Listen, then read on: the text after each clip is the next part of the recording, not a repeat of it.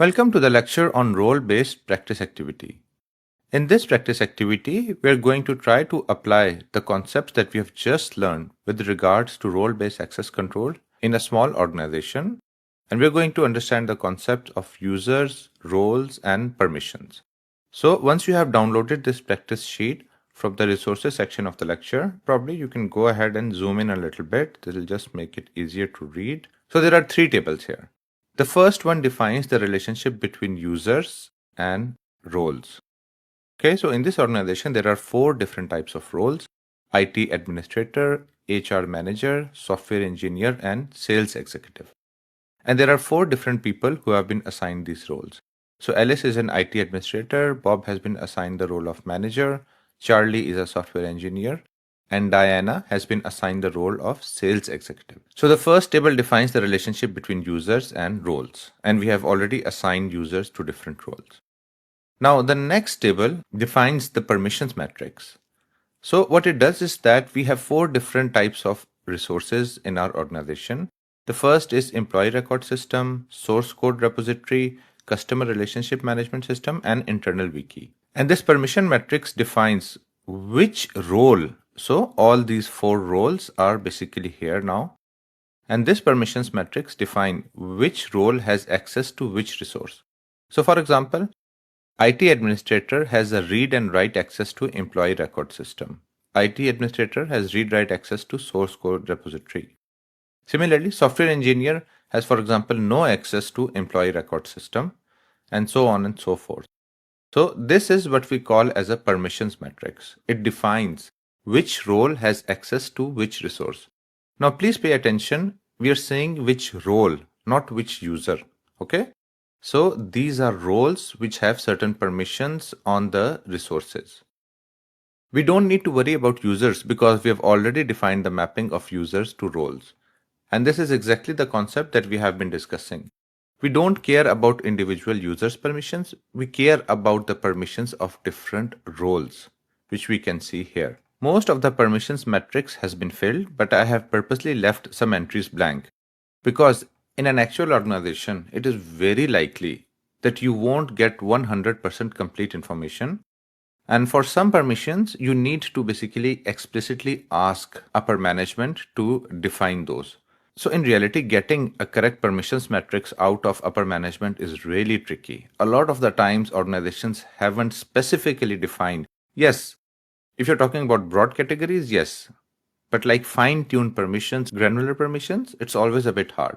And it's also part of your job to basically follow it up and clarify it from upper management. But for the sake of this practice activity, I've kept these two entries blank, and it's up to you to assume what would be a reasonable assumption. And this is a realistic scenario. I mean, in a lot of organizations, when you'll work, you'll find out that some of these permissions are actually missing, and there is no proper formal documentation on some of the granular permissions. And then you have to clarify those or make informed decisions. So the first table defined users assigned to roles. The second table was the permissions matrix for every resource. What permissions does every role have? What's the third one? So the third one is sort of like a summary for every user here and for all the resources that are here. What is the final access level? Okay, and this is the column that you have to fill. While it's a relatively simple practice activity, but it's still worthwhile doing because it will give you a bit of hands-on practice on how you will actually assign users to roles, assign permissions, and more importantly, do the final evaluation that at the end of the day, what does each user have access to? Now, normally you wouldn't need to worry about this because once you have defined the roles, assigned users to roles, and defined permissions for each role, your job is done. But in this practice activity, since we want to understand exactly what was the final result, so it's a good practice activity to give you a bit of hands-on practice. So please go ahead, pause the video and try to complete this practice activity. And once you're done, we're going to discuss the solution.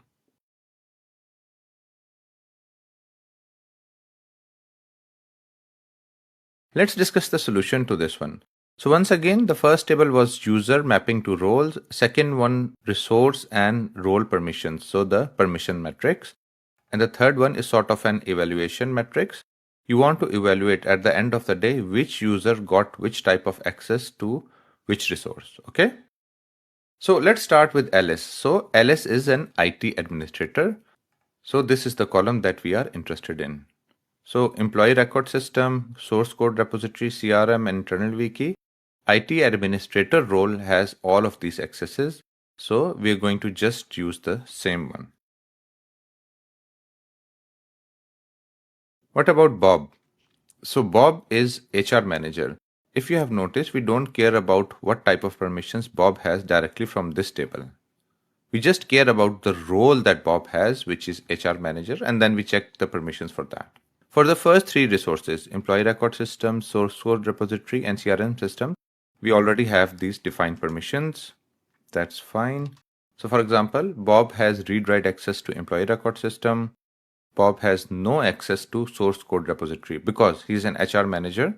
So obviously he doesn't need any type of access to the source code. For the CRM system, Bob just needs read-only access. That's good. What about the internal wiki? What do you think? Which type of access should he have it? So if you're working in an organization, obviously the best approach is to clarify this formally documented form. What are the actual permissions of each role? But in a lot of use cases, you'll have to start from somewhere. Okay, now thinking logically, just think about this internal wiki. So internal wiki obviously has documents or guidelines, those kind of things. And we also know that IT administrator has read-write access, HR manager we don't know, software engineer has read-write access, and sales executive has read-only access. It is only logical to assume that HR manager will also have read-write access. I would say that's a reasonable assumption. Okay. Obviously, the best approach is to clarify these requirements first. But in real life, sometimes you have to sort of balance things out. And a rule of thumb is always to be safe. So you can always use the principle of least privilege. Okay? If someone absolutely needs it for their job, only then assign them those permissions. Ideally, these decisions should be coming from the top. Moving on. For Charlie, Charlie is a software engineer, so he has all of these accesses to these 4 resources. So we can just simply copy these. So for example, Charlie has no access to employee record system, which is fine because he's a software engineer. He has read and write access to source code repository, which makes sense because it's his job. He doesn't have any access to customer relationship management, once again makes sense. And for internal wiki, he has read and write access. Now read is understandable, but write could be, for example, he may want to add some documentation or guidelines on how to use a certain software, for example. Okay, let's move to Diana. So Diana is the sales executive, and here sales executive has these 4 permissions. Okay, let's just copy those first. So Diana has read-only access to employee record system, which is fine. And then we don't know what type of access does Diana have to source code repository. Now you have to put your thinking hat on and think about it. So the role that Diana has is a sales executive. Does a sales executive really need access to source code repository? So I would say, following the principle of least privilege, I would say no access. Customer relationship management, read write, obviously they're a sales executive, and internal wiki, read only. They wouldn't need to basically create new documentation. Those can be handled by the other 3 roles. Okay? I know this appears to be a simple exercise, but it's still worthwhile. So we did a bit of hands-on practice activity to once again apply the concepts of users, map to roles, map to permissions on different resources. And we also discussed that in real life, sometimes you'll have blanks, which you need to fill by following it up with higher management, but sometimes you really need to make a decision right at the spot. So in that case, we'll follow the principle of least privilege.